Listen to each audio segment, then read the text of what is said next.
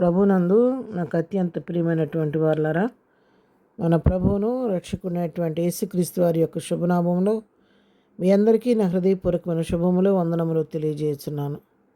ఉదయకాల సమయంలో దేవుని వాక్యాన్ని ధ్యానం చేసుకుందాము. ఈరోజు వాక్య ధ్యానం కొరకు మనం తీసుకున్నటువంటి లేఖన భాగం నిర్గమాకాండము 14వ అధ్యాయము 14వ వచనం. యెహోవా మీ పక్షమున యుద్ధము చేయను, మీరు ఊరకే ఉండవాలని ప్రజలతో చెప్పాను. దేవుని నామమునకు మహిమ కలుగును గాక. ఇదే సందర్భంలో పలకబడిన మాట అంటే, మరి ఇశ్రాయేల్ జనాంగం అంతా కూడా బయలుదేరి కనాను యాత్రలో మోషే యొక్క నాయకత్వకు నడిపించబడుతున్న సమయంలో వారు ఐగుప్తు నుంచి బయలుదేరి ప్రయాణమై వస్తున్నారు. మార్గ మధ్యలో ఎర్ర సముద్రం అడ్డుగా వచ్చినప్పుడు ఒక పక్క చూస్తే సముద్రం ఎదురుగా అడ్డుగా వచ్చింది, వెనక చూస్తే ఫరో తన సైన్యంతో కూడా రథములతో కూడా తరుముకుంటూ వచ్చి వారిని ఒక దగ్గర వారు దిగి వాళ్ళని తరుముతున్న సమయంలో ఈ ఇశ్రాయేలు చూసి వారిని చూసి భయపడిపోయి ఈ విధంగా తరుముకుంటూ వస్తున్నారు. ముందు చూస్తే ఎటు వెళ్ళటానికి దారి లేకుండా సముద్రం అడ్డుగా ఉంది, మా పరిస్థితి ఏంటని చెప్పని మరి ఐగుప్తులో సమాధులు లేవని అరణ్యంలో చచ్చుటకు మమ్మల్ని రప్పించుతావా అని మోషే మీద వాడు తిరుగుబాటు చేయటం మొదలుపెట్టారు. తిరుగుబాటు చేసి వాళ్ళు ఎంతగానో నొచ్చుకుంటూ బాధపడుతున్న సమయంలో మోషే వాళ్ళకి చెప్తున్నటువంటి మాటలు 13వ వచనం నుంచి మనం చదువుకుంటే, అందుకు మోషే, భయపడకుడి, యెహోవా మీకు నేడు కలుగజేయ రక్షణను మీరు ఊరక నిలుచుండి చూడుడి. మీరు నేడు చూచిన ఐగుప్తులు నీకు మీదట మరి ఎన్నడనూ చూడరు. యెహోవా మీ పక్షమును యుద్ధము చేయను, మీరు ఊరకే ఉండవాలని ప్రజలతో చెప్పాను. అప్పుడు మోషే వాళ్ళని ధైర్యపరుస్తున్నాడు. మీరు ఎందుకు భయపడుతున్నారు? మీరు అస్సలు భయపడవద్దు. మీరు యెహోవా మీకు ఏ విధంగా ఈ దినాన్ని రక్షణ కలుగు చేస్తాడో మీరు ఊరకు నిలుచుండి చూడండి, అంతే. మౌనంగా ఉండండి, మౌనంగా ఉండి ఊరకు నిలుచుని చూడండి, ప్రభు ఇచ్చే రక్షణ అంటున్నాడు. అంతేకాదు ఈరోజు మీరు చూస్తున్నటువంటి ఐగుప్తులను ఇక మరి అన్నట్టు మీరు చూడరు అని చెప్పని వారి విశ్వాసంతో కూడిన ఒక వాక్కును ఆ రోజు మోషే పలికాడు. మీరు కాదు, నేను కాదు, మన పక్షంగా మీ పక్షంగా దేవుడే యుద్ధం చేయబోతున్నాడు, మీరు ఊరకుండండి అని చెప్పి ప్రజల్ని హెచ్చరించాడు. అవును మన ప్రజల ప్రభు మన పక్షంగా ఆయన యుద్ధం చేసే దేవుడు, ఆయన యుద్ధశూరుడు.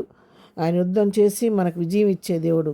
మన జీవితాల్లో కూడా ఉదయకాల వాక్యం ఏంటంటే ప్రియులారా, ఎటువంటి శోధన అయినా సమస్య అయినా ఎటువంటి యుద్ధ పోరాటంలో నువ్వు ఉన్నావో నాకైతే తెలియదు, కానీ నీకున్న పోరాటంలో నీకున్నటువంటి వాటిలో నీకు జయం కలగాలంటే నీకు నువ్వుగా ఆ యొక్క పోరాటం నువ్వు చేస్తే దాని జయం పొందలేవు. కానీ నీకున్న వ్యాజ్యాన్ని ప్రభువుకు అప్పగిస్తే ప్రభు నీ పక్షంగా వ్యాజ్యమాడి నీ పక్షంగా యుద్ధం చేసి ఆ సమస్య మీద నీకు విజయం కలుగు చేయబోతున్నాడు. అందుకే దావీదు ఈ అనుభవం బాగా ఎరిగినవాడు కాబట్టి 1 సమూయేలు గ్రంథం 17వ అధ్యాయంలో గొల్యాతు మీదకి యుద్ధానికి వెళ్ళవలసిన సమయంలో తాను బాలుడని చెప్పి అందరూ ఆటంకపరుస్తుంటే అతను అంటున్నాడు 17:47లో, యెహోవా కత్తి చేతను ఈటి చేతను రక్షించేవాడు కాడని ఈ దండు వారందరూ తెలుసుకుందరు, యుద్ధము యెహోవాదే, ఆయన మిమ్మును మా చేతికి అప్పగించునని చెప్పారు. ఇక్కడ ఫిలిష్తీయులతో చెప్తున్నాడు దావీదు, దేవుడి రోజున మిమ్మల్ని నాకు అప్పగించబోతున్నాడు, ఆయన ఈటితో కాదు కత్తితో కాదు అని దేవుడే యుద్ధం చేయబోతున్నాడు, యుద్ధం యెహోవాదే అని చెప్పని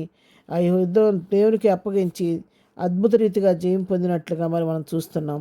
2వ దినవృత్తాంతాల గ్రంథంలో 20వ అధ్యాయంలో మనం చూస్తే 15వ వచనంలో, ఈ గొప్ప సైన్యమునకు మీరు భయపడకుడి, జడియకుడి, యుద్ధం మీరు కాదు దేవుడే జరిగించును.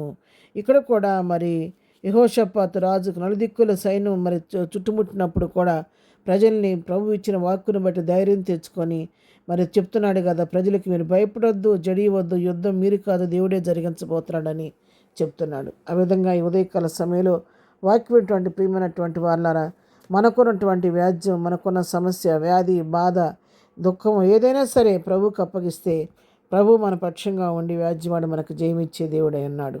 ప్రార్థన చేసుకుందాం. ప్రేమగల తండ్రి, పరిశుద్ధులైన మా ప్రియ ప్రభా, ఉదయకాలం నాయన వాక్యం మా ప్రియులందరినీ పేరు పేరుని దీవించి ఆశీర్వదించండి.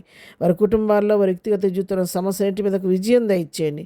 యుద్ధశూరుడిగా మీరే ప్రభా ప్రతి బిడ్డ పక్షంగా వ్యాజ్యమాడి వారికున్న సమస్యల మీద వారికి జీవన గ్రహించి వారి నోటిని నవ్వు కలుగు చేయండి. ఇద్దరు ప్రభా బిడ్డలు చేస్తున్న పనిపాట్లో తోడుగుండండి. విడుచున్న మార్గాలు రాకపోకలో క్షమం కలుగు చేయండి. ఎగ్జామ్స్ రాస్తున్న బిడ్డలకి ప్రత్యేకమైన జ్ఞానం ఇచ్చి చక్కగా మంచిగా రాసి విజయాన్ని పొందుకునే కృప దయచేయండి.